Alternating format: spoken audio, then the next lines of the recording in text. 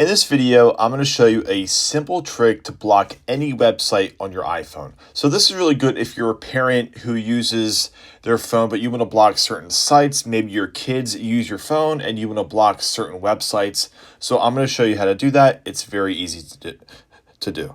So let's go to our settings and we're going to scroll down until we find screen time. And from screen time, you want to go down to where it says content and privacy restrictions, which is under the restrictions area. So from here, you may need a passcode to get in this area. You want to make sure that the content and privacy restrictions is toggled on. That way you get these options here. And you want to go to where it says App Store, Media, Web, and Games. So from here, we have a couple options here, but the main thing we want to focus on is where it says Web Content. So we want to go to web content. And as you see, my phone is set to unrestricted, but we can go ahead and limit certain websites. So go ahead and click on limit adult websites. And from here, I'm just going to put in my code here.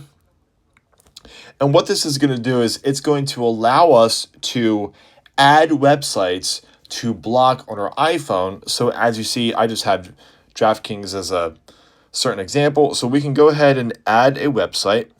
And let's just go on, I don't know, let's say facebook.com. So I'm just going to type in facebook.com. Oh, spelled that wrong. Facebook.com.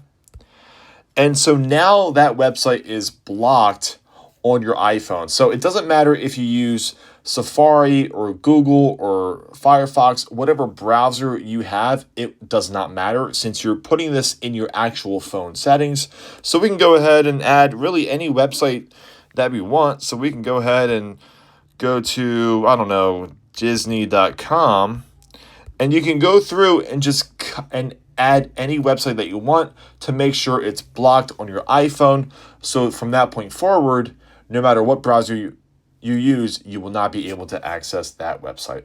But that's it. It's super simple and super easy to have that control over what websites you can search on.